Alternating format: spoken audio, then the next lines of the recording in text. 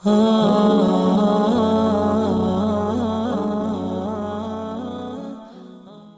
کو بیٹے دیے. اللہ کے محبوب صلی اللہ تعالی علیہ وسلم جب حضرت فاطمہ الزہرا رضی اللہ تعالیٰ عنہا جو میرے آقا کی بیٹی ہے جب وہ آتی، آقا اپنی جگہ سے کھڑے ہوتے، حضرت فاطمہ کی پیشانی کو بوسا دیتے، جس جگہ آقا بیٹھے ہوئے تھے اس جگہ حضرت فاطمہ کو بٹھاتے. عمل کر کے بتایا اے لوگوں بیٹی اتنی قیمتی ہوا کرتی ہے، بیٹی اتنی قیمتی ہوا کرتی ہے. اور بھی بہت سارے حقوق ہیں، یہ تو میرے محبوب نبی نے عمل کر کے بتلایا کہ دیکھو بیٹیوں کا یوں مرتبہ ہوتا ہے.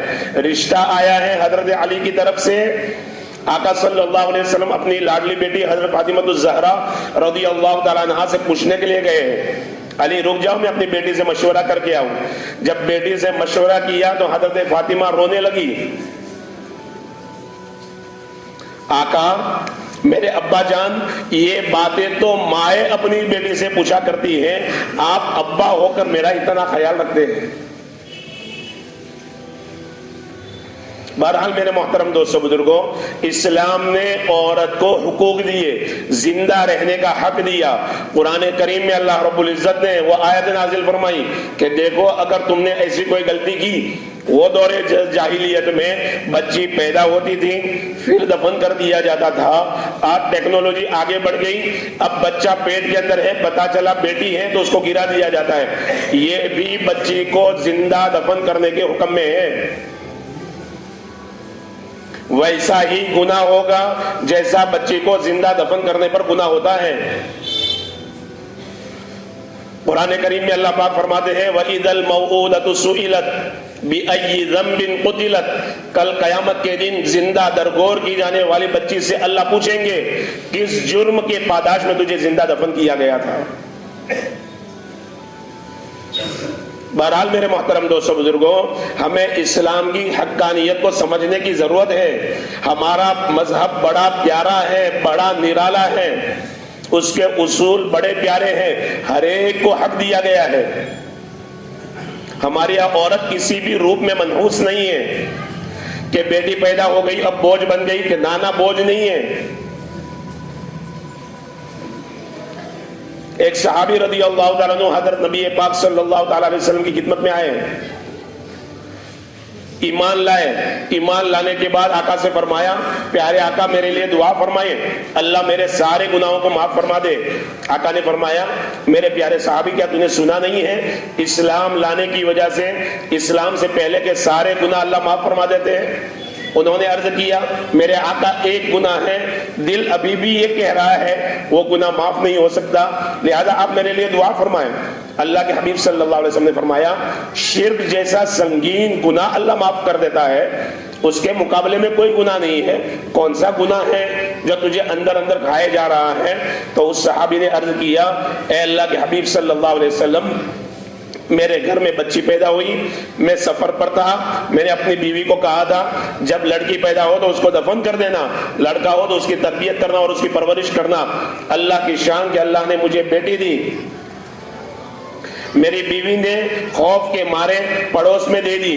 جب وہ بچی بڑی ہو گئی ایک مرتبہ میں سفر سے واپس آیا اور میں اپنے گھر کے آنگن میں بیٹھا ہوا تھا، وہ بچی کھیلتی ہوئی میرے آنگن میں آئی، بڑی خوبصورت تھی، بڑی بولی بالی تھی، اس کے انداز بڑے پیارے تھے، میرے دل کو بھا گئے. میں نے اپنی بیوی سے کہا کتنی پیاری بچی ہے، کتنی بہترین بچی ہے.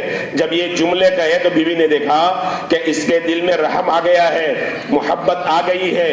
تو وہ صحابی آقا کو سنا رہے پیارے آقا میری بیوی نے مجھ سے کہا آپ خوش ہو جائیے یہ آپ ہی کی بچی ہے، آپ خوش ہو جائیے یہ آپ ہی کی بچی ہے. حمل سے بیٹی پیدا ہوئی تھی، میں نے اس کو دفن نہیں کیا تھا، پڑوس میں پرورش کے لیے دے دی تھی، یہ آپ کی ہی بچی ہے. کہا جیسے ہی میں نے یہ سنا میرا خون آنکھوں سے نکلنے لگا، خون کھولنے لگا، اور میں نے اندر ہی اندر تہیہ کیا، نیت کی یہ آسمان کا سورج غروب ہونے سے پہلے میں اس کو دفن کر دوں گا. میں دوپہر کے وقت میں اپنی بچی کو لے کر چلا، جنگل بیابان میں گیا، گڑھا کھود رہا ہوں، وہ معصوم بچی بچی اپنے آنچل سے میرا پسینہ پوچھ رہی ہے اور یوں کہہ رہی ہے ابا جان آپ قربانی کیوں دے رہے ہیں, آپ ایسے سخت دھوپ میں گڑھا کیوں کھود رہے ہیں؟ تو میں اس کو یوں کہتا تجھے دفن کرنے کے لیے, لیکن معصوم سی بچی بار بار میرا پسینہ پوچھتی, قبر کی جو مٹی تھی نا اس کو ہٹا دی اپنے ننھے ننھے ہاتھوں سے. بالآخر جب گڑھا تیار ہو گیا میں نے اس کو دھکا دے دیا, بچی چلانے لگی, گڑ گڑانے لگی, مجھے ذرہ برابر ترس نہ آیا, میں نے مٹی ڈال دی اور قبر کو برابر کر دیا. اے اللہ کے محبوب صلی اللہ علیہ وسلم وہ گناہ مجھے ابھی بھی ستا رہا ہے. اللہ کے محبوب صلی اللہ علیہ وسلم نے فرمایا اس معصوم کا خون تیری آنکھوں میں نظر آ رہا ہے, اس معصوم کا خون تیری آنکھوں میں نظر آ رہا ہے. اس لیے میرے محترم دوستو بزرگوں, ہمیں اپنے مذہب کی حقانیت کو سمجھنے کی ضرورت ہے. یہ ڈیبیٹ کرنے والوں کی باتیں نہ سنو, چینل پر آنے والوں کی باتیں نہ سنو. ان کی باتیں سن سن کر ہم نے اپنے مذہب کی حقارت اپنے دل میں بٹھا لی ہے. اسی لیے ہمیں ہمارے نبی کے طریقے پسند نہیں ہے, نہ نبی کا چہرہ پسند, نہ نبی کا لباس پسند, نہ نبی والے بال پسند. دیکھو ہم بال کیسے رکھ رہے ہیں, خود فیصلہ کریں میرے محترم دوستو بزرگوں. اسی حال میں مر کر گئے. اللہ کے حبیب صلی اللہ علیہ وسلم کے فرمان کا خلاصہ ہے جس حال میں موت آئے گی کل قیامت کے دن اسی حال میں اٹھائے جاؤ گے. انگلش بالوں کے ساتھ اگر آقا کے سامنے کھڑے ہو گئے تو کیا آقا ہم سے پیار کریں گے؟ اگر بغیر چہرے کے آقا کے سامنے کھڑے ہو گئے آقا کے دل پر کیا گزرے گی؟ جس نبی نے ہماری خاطر پیٹ پر پتھر باندھے, 2 مہینے تک گھروں میں چولہا نہیں جلا ہے, یہ حال میرے محبوب نبی کا ہے. لیکن دوستو ہمارا کیا حال ہے؟ نبی کے طریقے ہمیں پسند نہیں ہے. ہر جمعہ کو نبی کی سنت کی دجیاں اڑا کر اللہ کو راضی کرنے کے لیے, اللہ کے دربار میں اللہ کے سامنے سر جھکانے کے لیے آ رہے ہیں. دوستو اللہ کیسے خوش ہوگا جب اللہ کا محبوب ناراض ہو؟ اس لیے میرے محترم دوستو بزرگوں, ہمیں اپنے مذہب کو سمجھنا پڑے گا, اپنے مذہب کی حقانیت کو سمجھنا پڑے گا.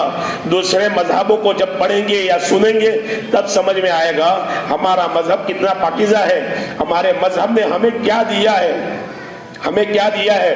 ہم یہ سمجھ رہے ہم مذہب کو دے رہے, ہم وقت نکال کر نماز پڑھ رہے. ارے نماز ہمارے لیے ہے, روزہ ہمارے لیے ہے, صدقہ ہماری اپنی ذات کے لیے ہے. آخرت کا مسئلہ بڑا سنگین ہے دوستو, وہاں کوئی کسی کا پرسان حال نہ ہوگا.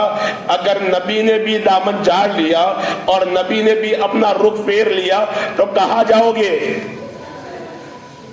کوئی ہمارا آسرا نہیں بنے گا, کوئی ہمارا ہاتھ نہیں پکڑے گا, کوئی ہمارے سر پر ہاتھ نہیں رکھے گا. اس لیے میرے محترم دوستو بزرگوں, سنت و شریعت کو سنیں دوستو اللہ کے واسطے, اس کو سمجھے اور اس پر عمل کرنے کی کوشش کریں. بہرحال عدت اسلام نے جو طے کی ہے نا وہ عورت پر ظلم نہیں ہے. کیا حکمتیں ہیں وہ انشاءاللہ ہمارے سامنے تفصیل سے آتی رہے گی. ایک بات اور خاص طور پر عرض کرنی ہے دوستو, ڈاکٹر نے آپریشن کا کہا ہے, پھر اس کے بعد کچھ آرام کرنا پڑے گا, لیکن ابھی ہومیوپیتھک دوا چالو ہے, اللہ کا کرم ہے کافی آرام ہے. خصوصی دعا کیجئے اللہ آپریشن سے بچا لے. رجب کا مہینہ ہے, 27 رجب کا بھی پروگرام ہے, اس کے بعد رمضان بھی سامنے آ رہا ہے. ایک زبان ہی تو اللہ نے دی ہے جس کے ذریعے سے امت کو فائدہ پہنچ رہا ہے. اس لیے خصوصی طور پر آپ دعا فرمائیں, اللہ تعالیٰ کئی سنی باتوں پر ہم سب کو عمل کرنے کی توفیق عطا فرمائے. وآخر دعوانا الحمدللہ رب العالمین.